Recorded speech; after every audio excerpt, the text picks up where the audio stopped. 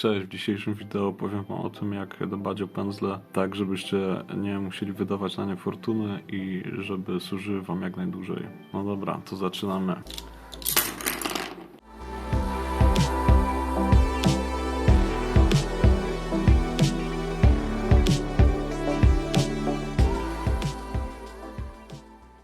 Dlaczego to ważne, żeby dbać o pędzel? Pędzel jest naszym pierwszym, podstawowym i najważniejszym narzędziem pracy w hobby związanym z malowaniem figurek. I prawda jest taka, że jeżeli nie będziemy o niego właściwie dbać i dbać o konserwację pędzla po każdej skończonej pracy, no to zejdzie śmiercią naturalną szybciej niż Helldiver zrzucony w sam środek roju robaków na najtrudniejszym poziomie. A nie o to nam przecież chodzi, żeby wydawać pieniądze i kupować nowe pędzelki co 3 miesiące albo co 3 tygodnie. Dlatego konserwacja pędzli jest szalenie ważna i powinniśmy po prostu o tym pamiętać po każdej skończonej sesji malarskiej i tego nie bagatelizować, co często zdarza się nie tylko nowym hobbystom, ale również tym z większym stażem, na przykład mi. Ale dobrą praktyką jest właśnie pamiętać o tym, żeby po każdej skończonej sesji malarskiej zadbać o pędzel, umyć go dobrze i dzięki temu posłuży wam dłużej. Pokażę wam może ten pędzelek. Jego szpic nie jest idealny, ale też nie takie jest jego zadanie, bo to jest pędzelek do nakładania kolorów bazowych oraz późniejszego layeringu, z którego korzystam często, a tak naprawdę on służy mi już od ponad 10 lat. Jak widać, trzyma się całkiem nieźle, a to właśnie dzięki temu, że dbam o niego i po każdej sesji, po każdym malowaniu staram się, żeby go dokładnie umyć i wyczyścić z farby. Jeżeli nie będziemy dbać o pędzelek regularnie, na pewno zauważycie, że z czasem, a raczej szybciej niż później, pędzelek straci swój naturalny szpic, przez co malowanie detali będzie trudniejsze i malowanie tak naprawdę czegokolwiek z jakąkolwiek dokładnością będzie niesłychanie trudne, a często wręcz niemożliwe. I chcemy po prostu czegoś takiego uniknąć, bo jeżeli pędzelek straci ten szpic i nie będziemy mogli używać go do tego, do czego tak naprawdę chcieliśmy go używać i do czego go kupiliśmy, no to jedyne drugie życie, jakie możemy mu zapewnić, to nie wiem, używać go do dry brusha albo stosować do nakładania jakichś farbek technicznych albo efektowych. Co też czasami się przydaje, ja też takie pędzelki mam w swoim arsenale, ale to właśnie tylko chyba z tego względu, że tak naprawdę na samym początku bagatelizowałem również to, żeby dbać o te pędzle, a często przez swoją głupotę, na przykład stosowanie pędzelków z łosiem naturalnych do farb speedpaintowych, o których wam mówiłem, to jest najszybsza metoda, żeby pędzel z łosiem naturalnym unicestwić. Innym największym wrogiem długowieczności pędzla to jest farba, która się dostanie pod tą metalową skówkę. Jeżeli farba tam się dostanie i zaschnie, to z czasem pędzel po prostu będzie tracić swój naturalny szpic, a z czasem stawać się po prostu coraz większą szczotką, bo to włosie będzie się stopniowo rozchylało i dlatego jeżeli nabieracie farby na pędzel, to starajcie się, żeby nie było jej więcej niż do połowy długości włosa. W ten sposób farba ma minimalną szansę, żeby dostać się pod skówkę i tak naprawdę tyle farby do nakładania detali, czy layeringu, czy czegokolwiek innego, co będziecie robić, w zupełności wystarczy, bo tutaj nie chodzi o to, żeby nałożyć farbę na pędzel raz i pomalować tym sposobem całą figurkę, ale po prostu, żeby pomalować dany detal, na którym w danym momencie się skupiacie. Kolejną istotną rzeczą jest też to, żeby co jakiś czas, jeżeli malujecie jakieś elementy na figurce, żeby co jakiś czas po prostu pędzelek przepłukać w wodzie, żeby nie pozwolić zaschnąć farbie na włosiu i nie tylko co jakiś czas nabierać farby na pędzel nowej, świeżej, ale też właśnie wypłukać pędzelek i po takim przepłukaniu nabierać nowej farby. Nie musicie robić tego za każdym razem, ale co tam powiedzmy 5 do 10 nabrań w zupełności to wystarczy. Nie musicie też tego liczyć, po prostu zauważycie, kiedy pędzelek zacznie tracić swoją jakość i swoje zdolności do precyzyjnego nakładania farby. No i to będzie dla was sygnał, że aha, w tym momencie dobrze go przepłukać w wodzie dokładnie i nabrać nowej farby. Co robić po skończonej sesji malarskiej? Pędzelek wypłukać dokładnie w wodzie z farby i pokażę Wam, jak to zrobić najlepiej, żeby pozbyć się wszelkiej farby z włosia i nie pozwolić tej farbie nawet po przepłukaniu w wodzie, żeby ona Wam zasychała na pędzelku. Jak to zrobić? Pod bieżącą wodą nalać sobie trochę wody do takiego koszyczka, który zrobicie z dłoni. W tym miejscu, żeby woda Wam się zgromadziła, pokażę Wam, jak to będzie wyglądało. Ok, mamy trochę wody w tym naszym koszyczku i zanurzamy pędzelek. Może niekoniecznie jest brudny w farbie, ale ja Wam pokażę, żeby może było lepiej widać, o co chodzi. Więc mamy troszeczkę brudny pędzelek i w tym momencie robimy to w ten sposób, że takimi okrężnymi ruchami staramy się tą farbę ściągnąć w naszych zagłębieniach skóry, które powstają w dłoni właśnie kiedy mamy ten koszyczek. I w ten sposób, takimi okrężnymi ruchami, delikatnie, to nie chodzi o to, żeby tu używać siły, tylko sprytu.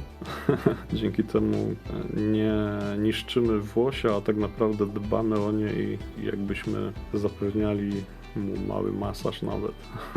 To jest spa dla pędzla w tym momencie, to co robicie.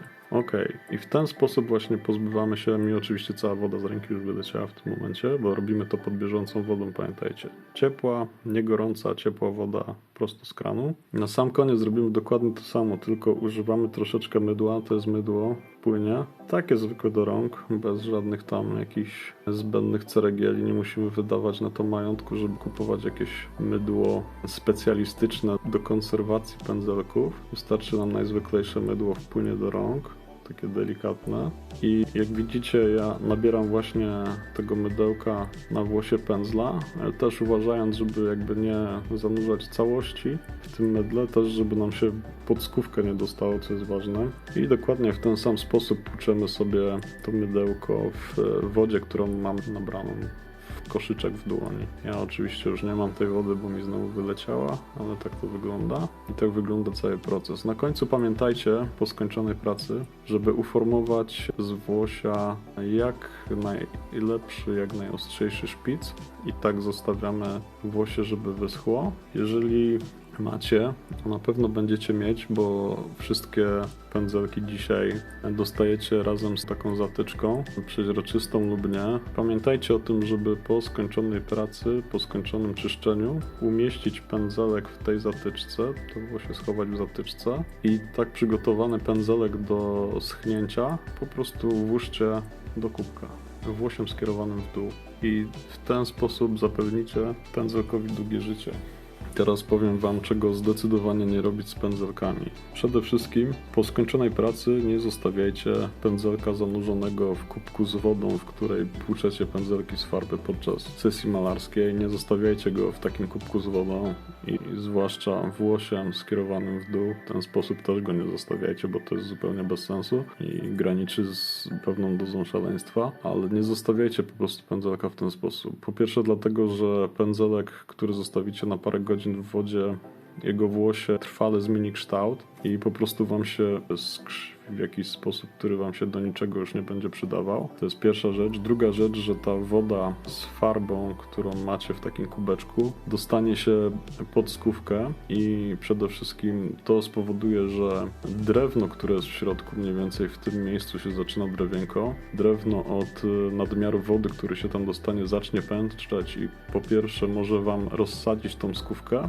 a po drugie zaczniecie tracić włosie i tak jak tutaj widać na tym pędzelku, który jest do zadań specjalnych, to włosie po prostu straci naturalny szpic i stanie się tak zwaną szczotą, która się nadaje tylko do jakiegoś dry brusha albo do jakichś zadań specjalnych. Jedna ważna rzecz, o której też chyba nie powiedziałem na początku, ale czasami jest tak, że pędzelek, który kupicie od nowości, jest jak gdyby z wadą fabryczną, z jakimiś fabrycznymi defektami i on naturalnie nie będzie chciał, pomimo tego, że może kiedy go odpakowujecie, to wygląda w ten sposób, ale kiedy go tylko zanurzycie w w wodzie lub w farbie, to robi się z nim coś takiego, że traci ten swój naturalny szpic i to jest niestety woda fabryczna pędzla i z tym tak naprawdę za wiele nie da się zrobić, żeby go uratować i przywrócić do właściwej formy, której od niego byście oczekiwali, czyli żeby był szpiczasty. No niestety to jest kwestia, czasami się tak zdarza, zwłaszcza z tańszymi pędzlami, chociaż powiem wam, że nawet pędzle markowe też nie są pozbawione tego typu defektów. I w mojej historii trafił mi się jeden taki pędzelek Winsor Newton, który już od nowości po prostu nie trzymał szpica i końcówka rozdwajała mu się. No ale przy tańszych pędzelkach może nie jest to jakaś super uciążliwa rzecz, ale jeżeli wydajecie na jeden pędzelek powyżej 100 zł, no to można się zdenerwować lekko. Czego jeszcze nie robić? Przede wszystkim nie starajcie malować się pędzelkiem na siłę. Co to znaczy na siłę? Jeżeli macie farbę nabraną na pędzelek i ta farba zaczyna wam zasychać, ale cały czas jak gdyby wizualnie wydaje wam się, że tam jest jakaś farba, którą można jeszcze pracować, to nie starajcie się tej farby jak gdyby ściągać z pędzla i nakładać jej na siłę na model, z tego względu, że w tym momencie, kiedy ta farba już zdążyła zaschnąć na włosiu, to używacie go po prostu jako pędzelka drybrushowego, czyli tak zwanego suchego pędzelka i jeżeli macie takie pędzle typowo do detailingu i w ten sposób je używacie, to jest najprostsza metoda do tego, żeby w ten sposób zniszczyć naturalny szpic i włosie takiego pędzelka. Do drybrusha stosujcie raczej dedykowane pędzelki do tego, które wyglądają na przykład w ten sposób. To jest zupełnie inne włosie, twardsze, bardziej takie szczecinowate, które jest właśnie dedykowane temu, żeby nakładać z większą siłą i z większą agresywnością tą farbę na model. O czym jeszcze nie należy zapominać i czego nie robić, to nigdy, naprawdę nigdy nie zapominajcie o tym, żeby po skończonym malowaniu nie odkładać pędzli tylko i wyłącznie przepłukanych wodą z kubeczka, w którym płuczecie podczas malowania, tylko zawsze pamiętajcie o tym, żeby ten pędzelek jeszcze umyć, tak jak wam pokazywałem wcześniej. To jest naprawdę kluczowa i istotna sprawa, żeby ten pędzelek służył wam jak najdłużej.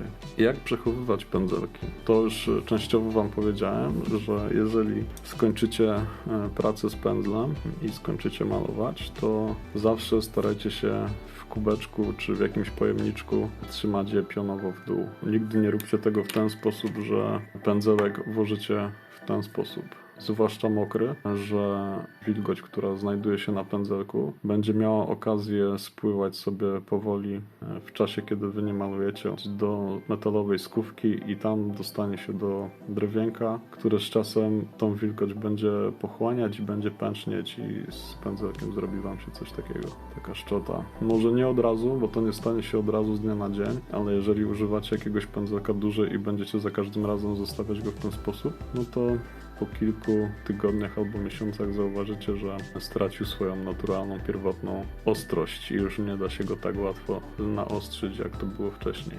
O czym jeszcze warto pamiętać, jeżeli chcecie, żeby pędzelki służyły wam jak najdłużej, to może nie używajcie jednego pędzla do wszystkiego. Wśród pędzli nie ma czegoś takiego jak szwajcarski scyzoryk.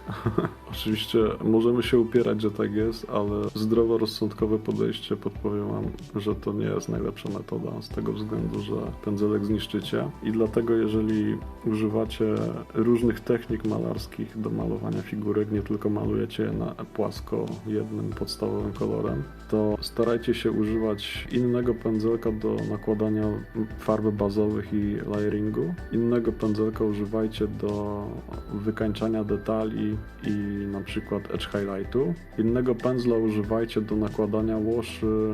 Innego pędzla stosujcie też do techniki suchego pędzla. Jeżeli jakiś pędzelek faktycznie już wam się zniszczył, to nie zawsze istnieje potrzeba, żeby zaraz się go pozbywać. Taki pędzelek można wykorzystać właśnie do nakładania farbek technicznych, do nakładania jakichś efektów, albo jeżeli macie jakieś takie troszeczkę bardziej zniszczone pędzle syntetyczne, to możecie ich używać na przykład do nakładania pigmentów, albo stosować je do nakładania łoszy olejnych bo te pędzelki idealnie się do tego nadają. Jeżeli zaczynacie swoją przygodę z hobby malarskim, to też tak naprawdę nie musicie tych pędzelków kupować nie wiadomo jak dużo, tylko tak jak wspominałem, do każdej takiej techniki wystarczy Wam jeden pędzelek. Jeżeli używacie na przykład dry brusha, czyli suchego pędzla, no to wtedy może warto faktycznie zainwestować w jakiś jeden większy troszeczkę pędzelek do nakładania dry brusha na większych powierzchniach, a mniejszy do stosowania techniki suchego pędzla na jakichś detalach. No i tak naprawdę to chyba wszystko już w kwestii dbania o pędzelki i nie wydawania na to fortuny. Jak widzicie, domowymi sposobami można bardzo dobrze konserwować pędzle tak, żeby służyły Wam znacznie dłużej niż gdybyście tego nie robili wcale. Niektóre pędzelki, które posiadam, które Wam pokazywałem wcześniej, posiadam powyżej roku nawet, a używam ich intensywnie, bo tak naprawdę maluję codziennie i moje sesje trwają po kilka godzin czasami, albo i dłużej. Kilkanaście, nie, żartuję, kilkanaście, nie jestem aż takim wariatem. Chociaż.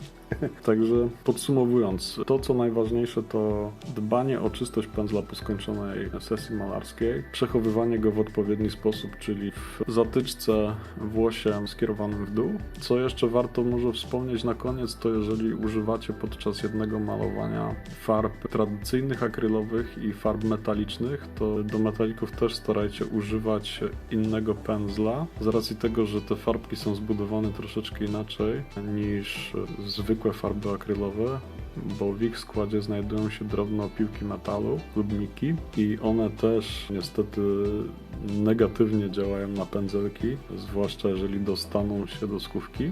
Dobrą praktyką też jest, którą z czasem sobie wypracowałem sam, to jest to, żeby w takich sytuacjach używać też dwóch różnych kubeczków z wodą. Jeden kubeczek stosujecie do płukania pędzla z farb tradycyjnych akrylowych, a drugi kubeczek z wodą stosujecie do płukania farb typowo metalicznych. No i dzięki takim zabiegom te pędzelki posłużą Wam znacznie dłużej, niż gdybyście o nie nie dbali.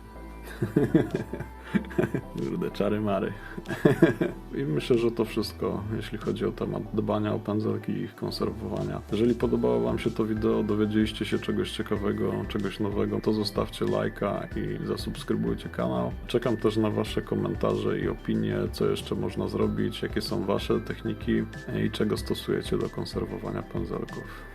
To wszystko. Na razie. Cześć.